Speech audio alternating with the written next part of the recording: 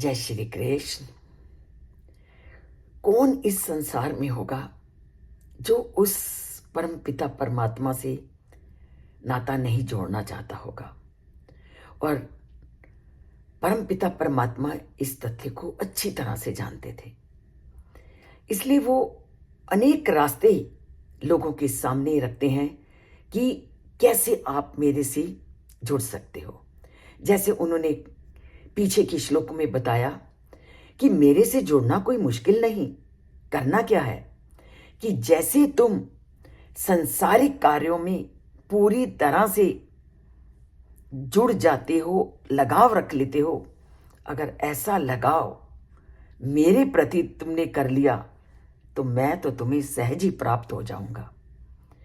और पूरे इन्हीं श्लोकों का निचोड़ वो आज के श्लोक में करते हुए कहते हैं कि मयि सर्वाणि कर्माणि सन्न्यस्यसे अध्यात्म चेतसः निराशी निर्ममो भूत्वा युध्यस्व विगत ज्वरः। क्या कहते हैं कि अगर तुम मुझको पाना चाहते हो तो जो भी काम करते हो अपने सभी कामों को आप मुझको अर्पित कर दो। और मन में क्या करो, परमात्मा के रूप में निरंतर मेरा ध्यान करो और कामना और स्वार्थ से रहित होकर अपने सभी संतापों को त्याग कर युद्ध करो। वो अर्जुन को कहते वो अर्जुन को हैं, समझाना तो वो पूरे जग को चाहते हैं, पूरे संसार को चाहते हैं कि मुझे अगर तुम पाना चाहते हो तो करना क्या है, भगवान को समर्पित करने की भावना के साथ अपने कार्य करो। तभी तो उन्होंने कहा सन्न्यस्य से, कि जो भी काम करो वो मुझको बिना समर्पित किए हुए मत करो और उन सब का त्याग करो जो तुम्हें संसारिकता में ले जाते हैं, जो तुम्हें बंधन में बांधते हैं। इसलिए उन्होंने क्या कहा, निराशी शब्द का प्रयोग उन्होंने इसीलिए किया कि कर्मों के फलों में आसक्ति कभी मत रखो। तुमने अगर कर्म किया है, फल उसका मिलेगा ही, तो फिर आसक्ति किस लिए। अगर तुमने श्रेष्ठ कर्म किया है तो श्रेष्ठ कर्म का फल तुम्हें 100% मिलेगा, तो तुम फिर लगाव करते क्यों हो। तो लगाव करने से भी वही फल मिलेगा और बिना लगाव के कर्म करोगे तब भी वही फल मिलेगा।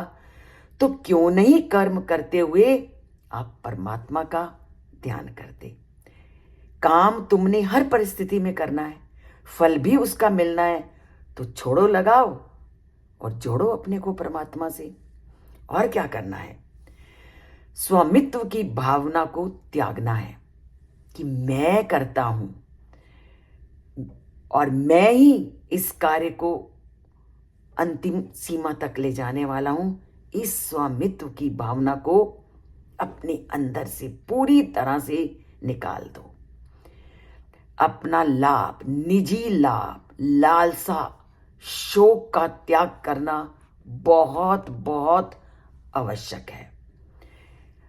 काम करना है, निष्ठापूर्वक करना है, परमात्मा को समर्पित करते हुए करना है, क्योंकि हम सब उस परमात्मा के अणु अंश हैं और वही सभी पदार्थों के भोक्ता और स्वामी हैं। मेरे सभी कर्म उनके सुख के लिए हैं।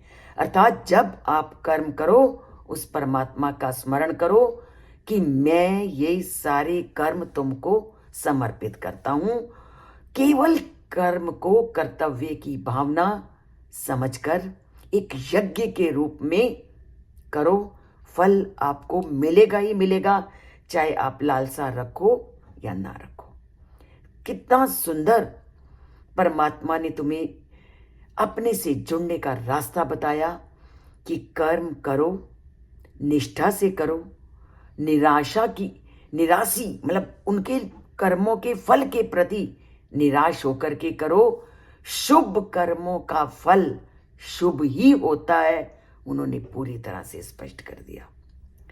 तो कर्म शुभ करने हैं, परमात्मा को स्मरण करते हुए करने हैं और उनको समर्पित करते हुए करने हैं।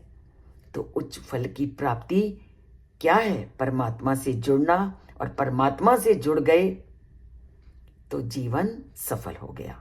इसके लिए गीता से जुड़िए। चैनल को सब्सक्राइब नहीं किया तो चैनल को सब्सक्राइब कीजिए और लाइक का बटन जरूर दबाइए।